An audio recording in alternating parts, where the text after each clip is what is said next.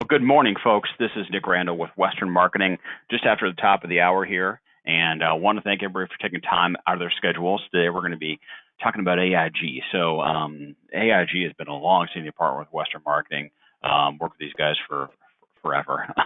It seems like, but AIG has also been around forever. So, it's certainly happy to have Ted Fravel on the line. Ted's our rep, and worked with Ted for a number of years, and a great guy, and he's going to kind of present everything that we have to show you here today. Couple quick things here before we get things started into the meat of the presentation here. This is being recorded, so if you are hopping in late, have to jump off early, we'll have that full recorded version for you later on today, as well as more information about AIG products we're going to talk about today, some of the concepts we're going to uncover. In addition, if you have questions, feel free to put those in there. We'll address those at the end of the webinar. And then, in that link or later on today, there'll be information on how to contract with the folks over at AIG. It's all done through our Assurance Bay, our online contracting portal. So that's kind of the housekeeping items I wanted to go over real quick. If you have questions, you need an illustration after the webinar, you have a certain prospect or prospects that you're talking to, give us a call. We can help you out with getting some illustrations over to you and look at some different strategies for, especially in the IUL side. So with that, I'm going to hand things over to Ted to get things started. All right, guys. Well, hey, thanks so much. I appreciate being part of the phone call today. Today is a presentation I love doing. It's more conceptual, and I liken it too. And it's not remedial by any means, but it's almost like training agents how to sell IUL to clients. It's one I've done probably 3 or 4 times a week since it came out, last year. It's a great presentation. I get a lot of positive feedback on it because it really educates agents on how to sell and how to speak to clients on IUL. Obviously it's what most carriers like selling. It's most profitable, but in terms of clients' needs, it can fit a multiple spectrum of expectations and needs, and whatever is down the road fulfills those needs as well. So I'm going to get into it. Again, in the housekeeping, any questions after the fact, Western can help you, I can help you, whatever is your preference on education or further tools. So today's presentation, I'm going to be talking about a few things. I'm going to go over financial defense and financial offense. And I'm going to start with financial defense. And financial defense is that protection sale. So protecting yourself against the inevitable. So first and foremost, I like to show this. And this is a thing you can show your clients. Take out a napkin, take out your legal pad, whatever you're doing in front of your client. You can even do it, if you're selling virtually, open up a Word doc and you can draw this virtually. This is what's called the financial risk spectrum. And on the left side of the spectrum is the years prior to retirement. So it's that 20 to 40 years, you're 25, 35, 45. You're getting married, you're buying a house, you're having kids. It's those pre-retirement needs that everyone sells term insurance for. So it's, I have kids. I want to make sure they're taken care of if I should pass away. I have a house. I want to make sure the mortgage is paid off. And finally, obviously, the breadwinner, if he or she should die, I want that income replaced. And again, those are all needs that decrease over time. And that's why we have that kind of inverse triangle there. They decrease over time. So as you approach retirement, hopefully the house is getting close to being paid off. Hopefully the kids are married and off on their own or having kids, and that need is going away. And finally, as you get into retirement, that need for income replacement is also diminished. So that's on the far left. And again, term is usually sold for those needs. But on the right side of the equation here is now you're in retirement, and now you have increasing needs over time. And what are those needs? Well, again, financial risks, and those could be a bevy of things. It could be corrections in the stock market. You see, the volatility in the past 3 or 4 years with the stock market. You can go back to 2007 with the subprime mortgages. So a lot of volatility can have a drastic effect on your retirement portfolio. Homeownership expenses. I mean, that could be anything: a new roof, new AC, new water heater, new furnace. All those big ticket items that you don't want to write a check for. As your house ages, you're going to probably have some of those. I just replaced my AC, in my house, and it was $6,000. My parents replaced theirs a few years ago. They have 3 units. It was $30,000. So it's not cheap, and it can have an effect on your portfolio and your savings. Low interest rates, we obviously know about those. That's happening right now. Increasing tax rates. Those of you that watched the the debate last night, I call it debate. I don't know what you want to call it. We can probably guess that in the near future, based on debt or the national debt or whatnot, we're going to have increasing tax rate. Tax rates. You just didn't save enough. Is another concern as well. Or you spent too much. You went on a spending spree. You bought a house, you bought a car, you bought a pool.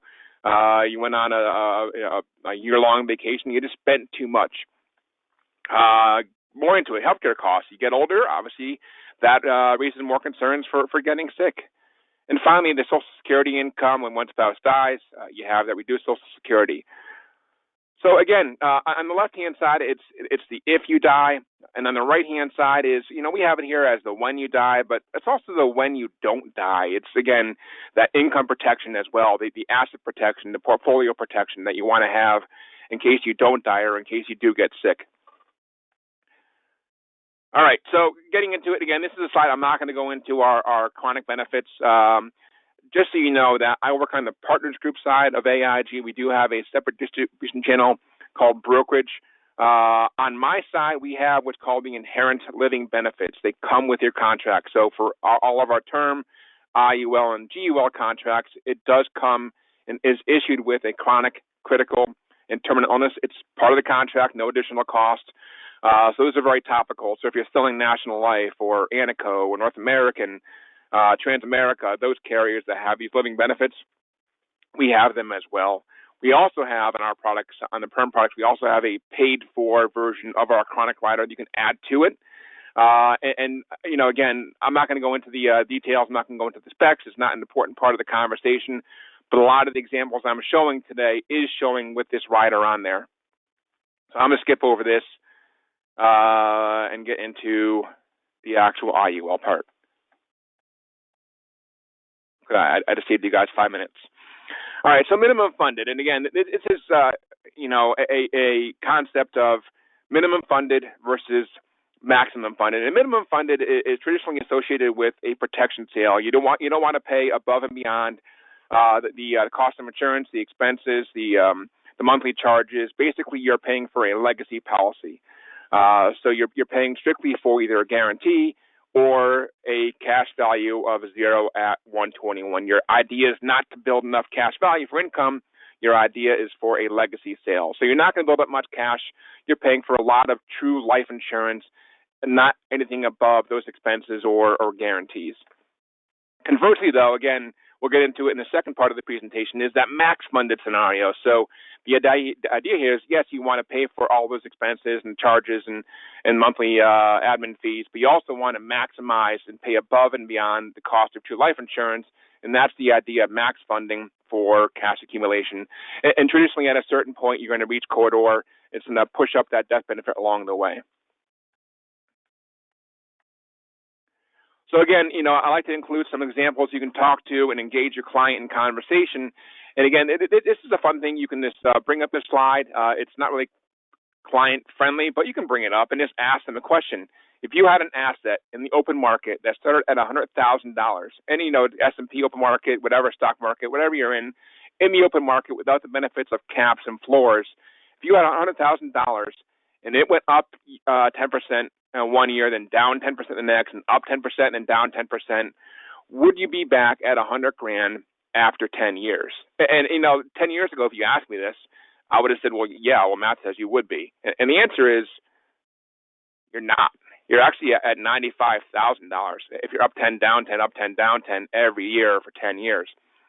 And conversely, we flipped it and asked the same question. If you had a $100,000 asset and you went down 10 years in the first, or down 10% in the first 10 years and up 10%, you're actually back at the same point. You're back at $95,000. So that's your open market. That's the benefit of not having caps and floors. Yes, you get the upside, but you don't get the downside protection of an IUL. So a fun exercise to ask your clients that are saying that, buy term, invest the difference. Not a bad concept, but is there a better way?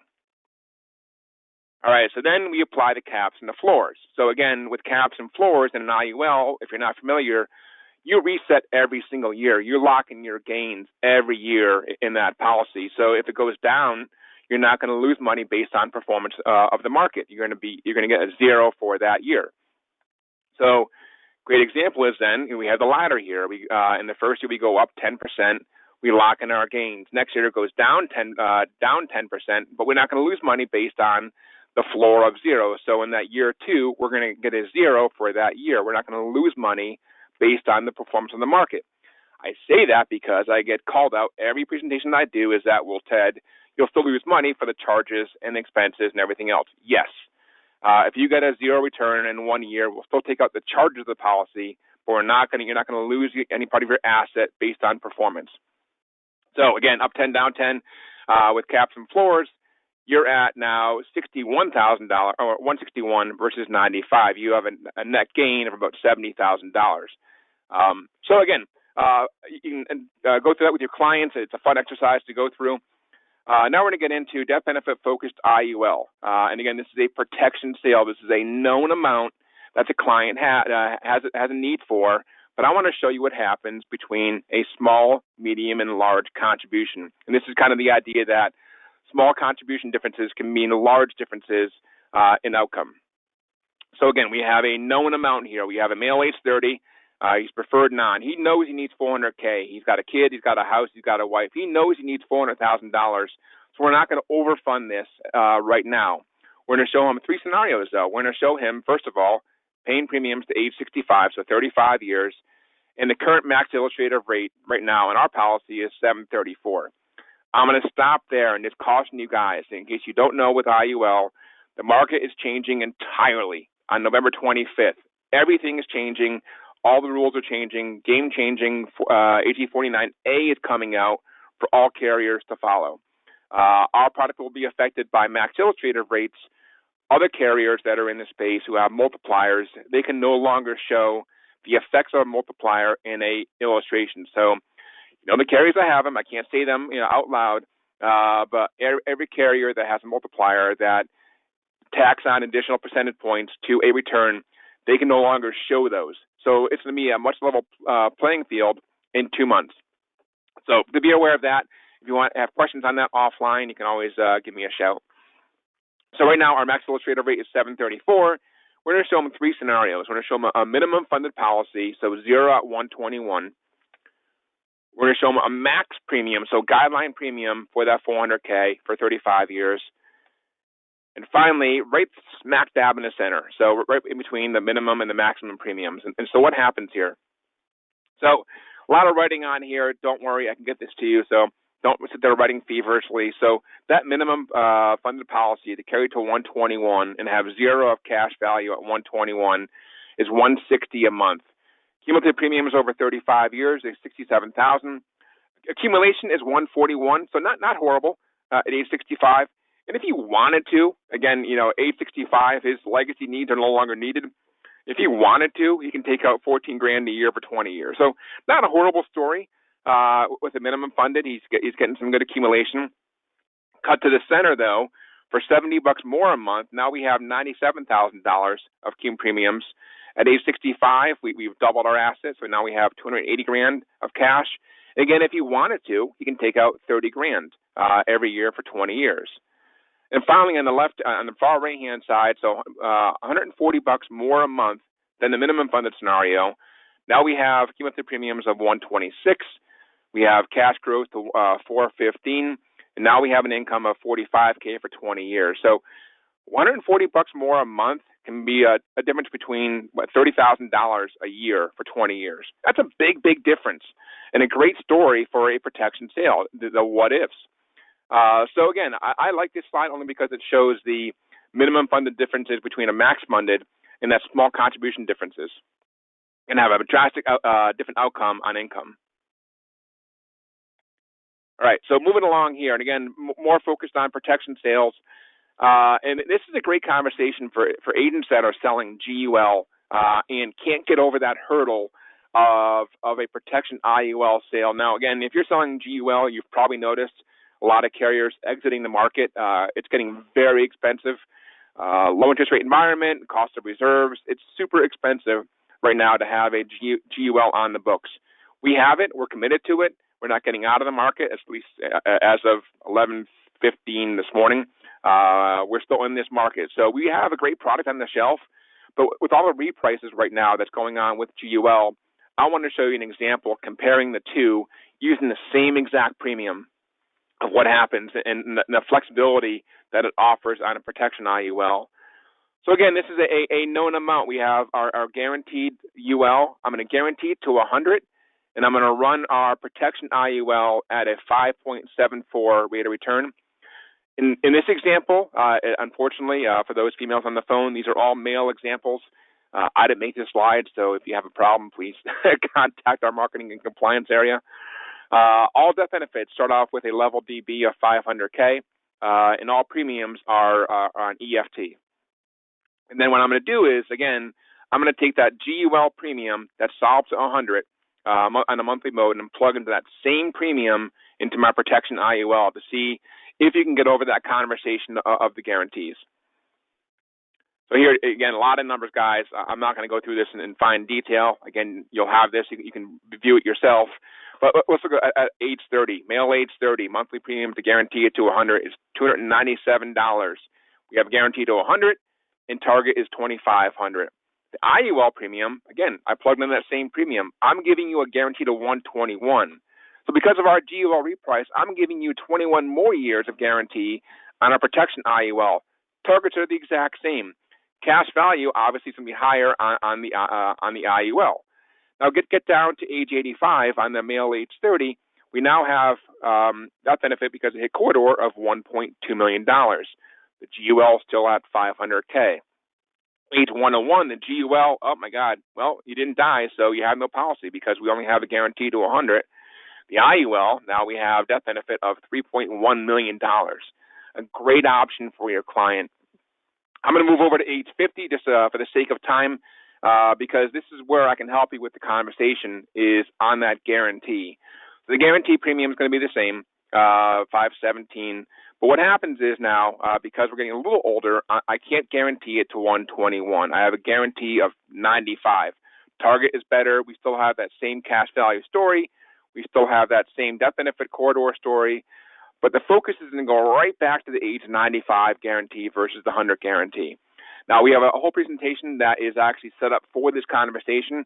I can put it in simple terms. For that male age 50, to give you a 95 guarantee, so I gave you 45 years of guarantee. That means simply that 45 years of guarantee means a zero return and max charges for 45 years in a row. Zero return for max charges for 45 years in a row. 45 years of down market, if that happens, we got a lot better things to worry about than our IUL policy. You know, we're going to be looking for food in a bunker somewhere, speaking a different language. That's not going to happen. So again, likelihood of getting any kind of upside in any one of those 45 years is pretty good. So the likelihood of that policy carrying, again, on that current side, is a lot higher. So again, I have a whole presentation we can talk about on that. It's about a 15-slide deck that really builds up to the guarantee conversation. But 45 years of guarantee, it's 10 years past mortality anyway. I think that's plenty. And the current side will take it past 100 to 121. All right. So again, that was a quick presentation on financial defense using our protection IUL. Financial offense, and that's the typical LERP sale that we talk about every single day. Now, I wanted to show you this, and this is, I think, current as of 2 weeks ago. It's probably upwards of $27 trillion now. So the national debt is called $27 trillion. The U.S. Budget deficit is almost at $3 trillion. So the reason why I show you that is it's setting it up for the conversation of tax brackets.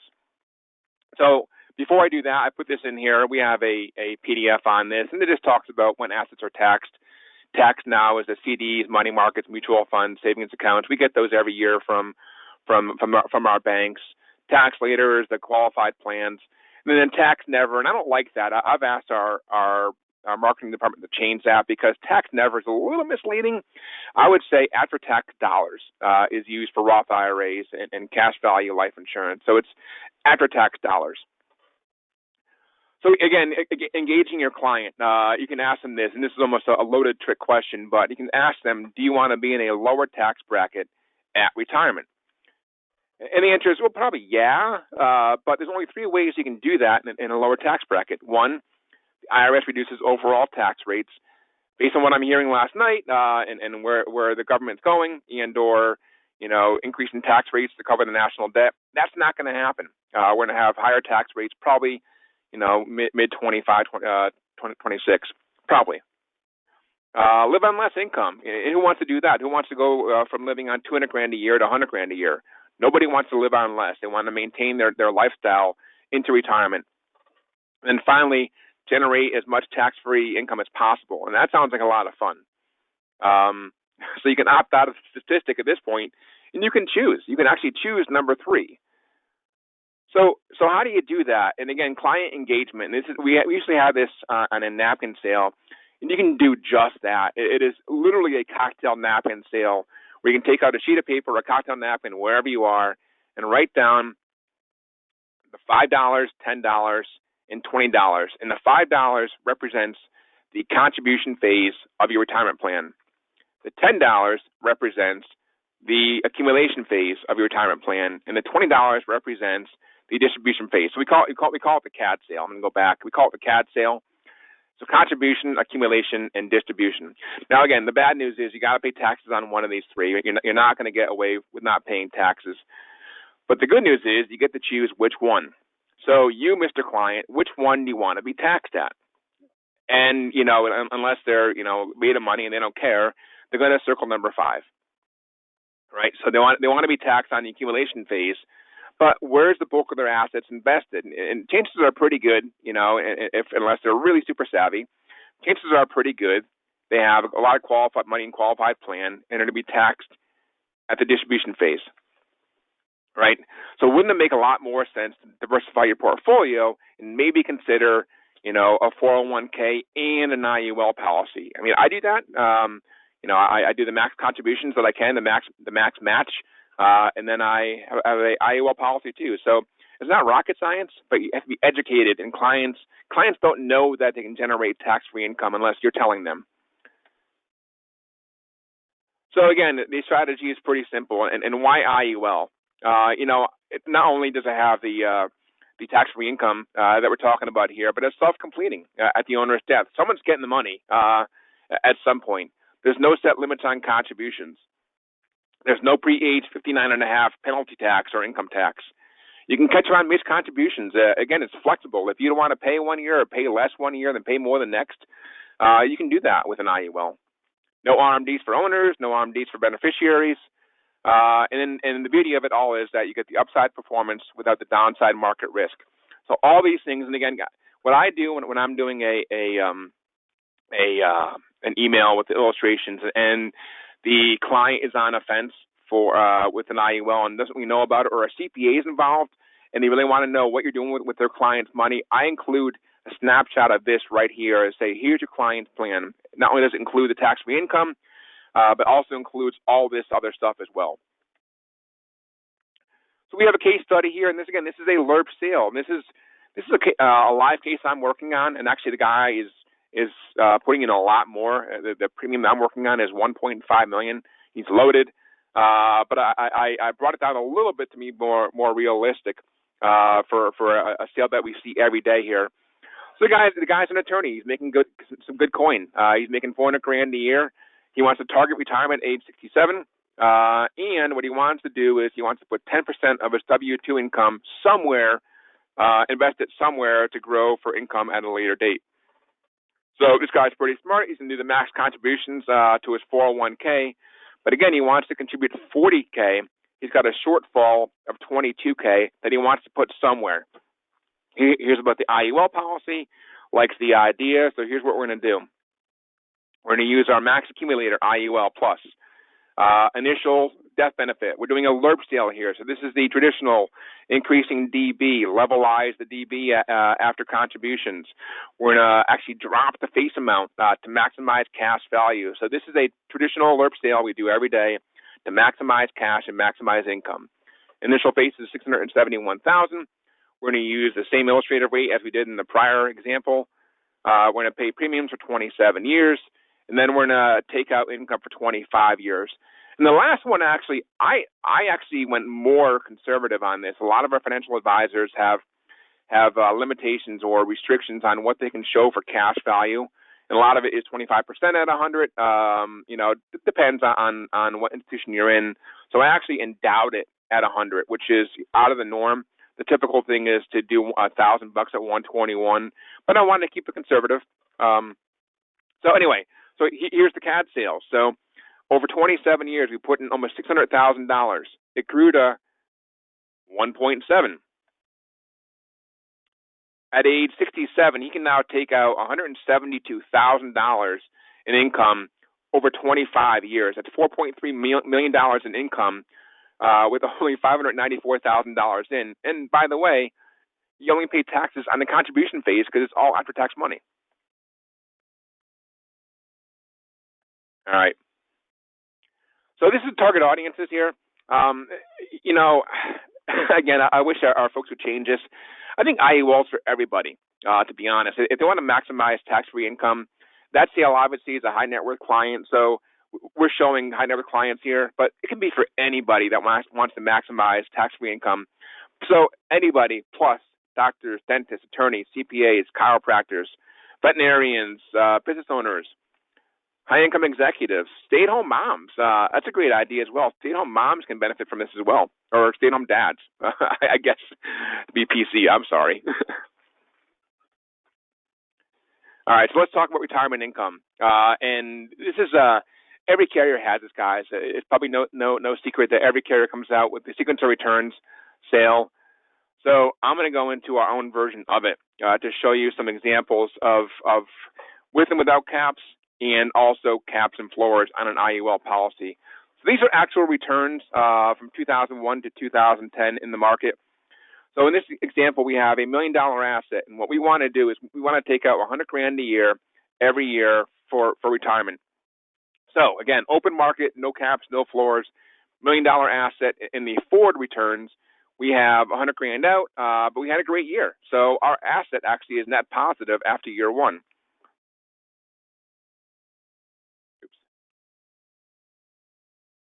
So going through it, though, again, in year three, we have a negative 38. So there's no floor on that. So we've actually had a huge hit to our portfolio from year two to year three. We took out $100,000, but we also lost 40% of our asset. Years 9 and 10, again, we had a huge down year. No caps, no floors on the forward return. We flipped the returns on the backward side. So we brought the negative 1304 to the top. We brought the 2337 to the top, and you can see it's all flipped. And in that backward return, we're actually out of money in year 9. For that same returns, a reverse return, we're out of money in year 9. So again, open market, no caps, no floors. What if we just applied the IUL strategy with a 10% cap and a 0 floor? So the 1278 becomes a 10, the 2345 becomes a 10, but that negative 38 becomes a 0. What happens in the end? It's a massive difference. So applying caps and floors, having that 0 floor, yes, we're not getting that plus 23. Yeah, we're not getting the 13 or 26 in year 8. But again, we're flooring our policy out. We have a difference in caps and floors of $344,000. The backward return is even better story. Again, a difference of $418,000 in your asset after 10 years, just applying the caps and floors strategy. A great story there. So then the question is from the savvy agent, well, Ted, that's fantastic. A 10% cap and a 0 floor, but the carrier decides what the caps and the floors are, which is true.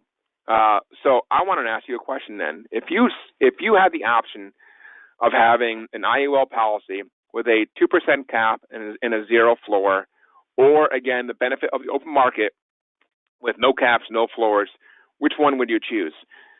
Loaded question. I'm not going to show you an example if we don't come out on top. So the 12 becomes a 2, the 23 becomes a 2, and all the negatives become zeros.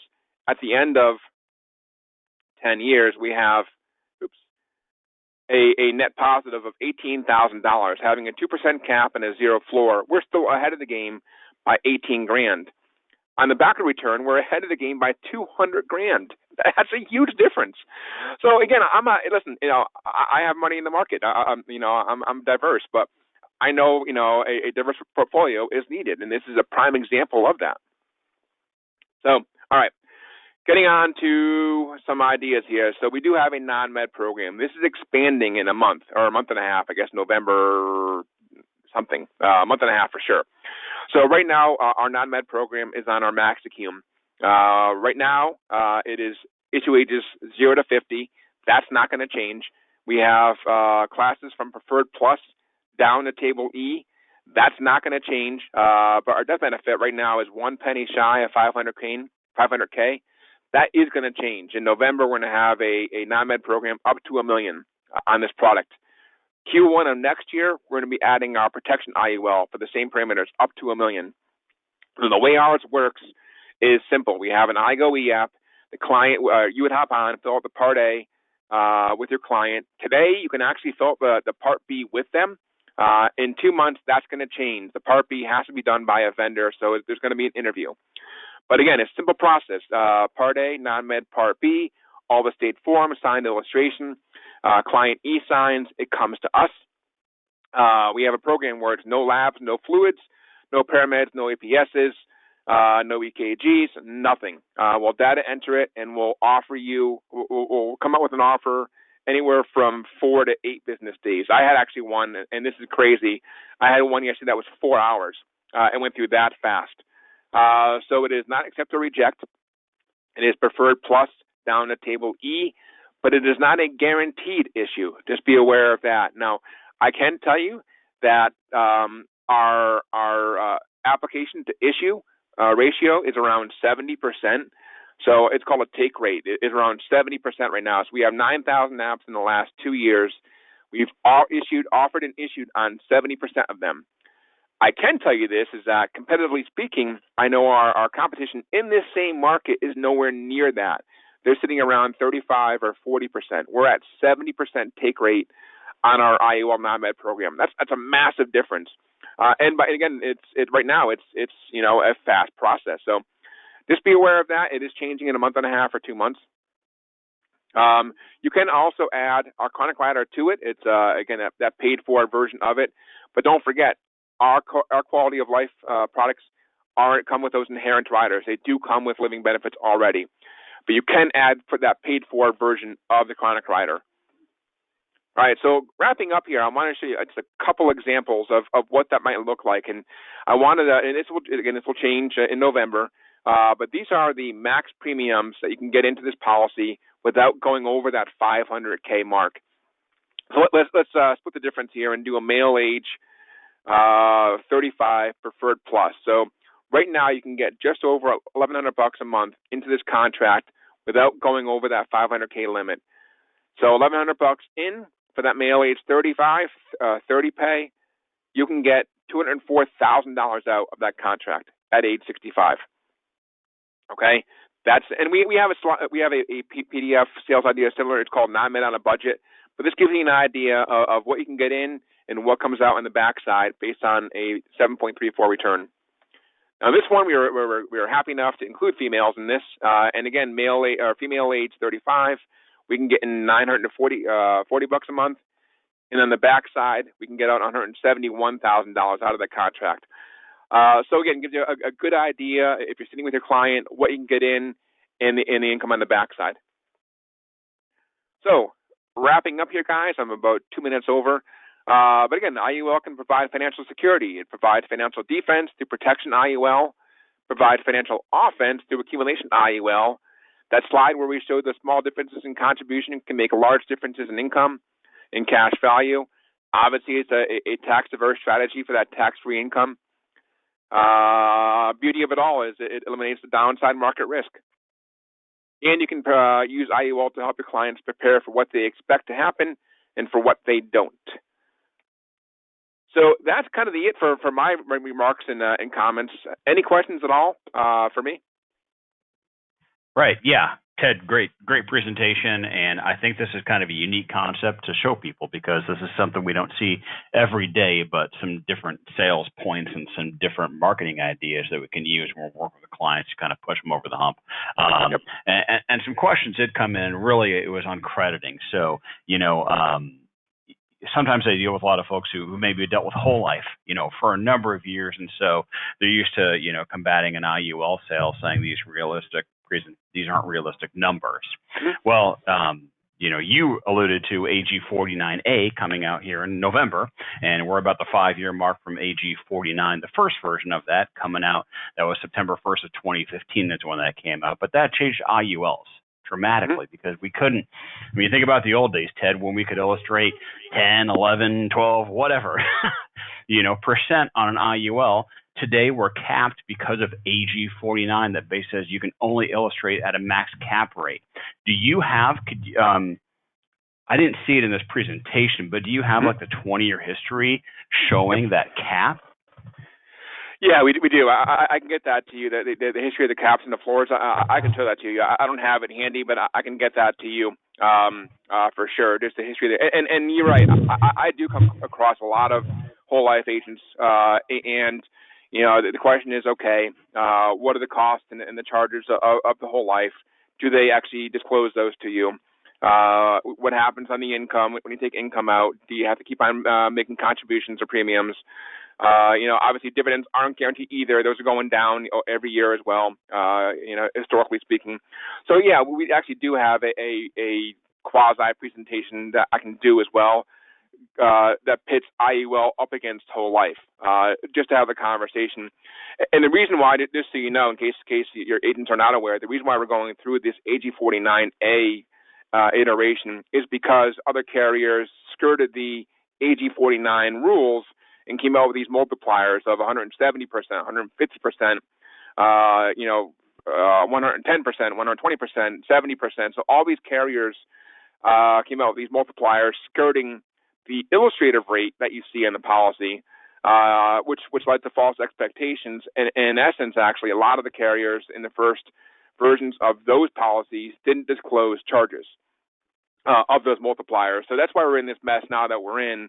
And you're going to see basically on the 25th of November, you're going to see basically a 50% swing on illustrative rates. No one's going to be, I would say, no one's going to be above 6.5. That might be right around where most carriers were going to fall.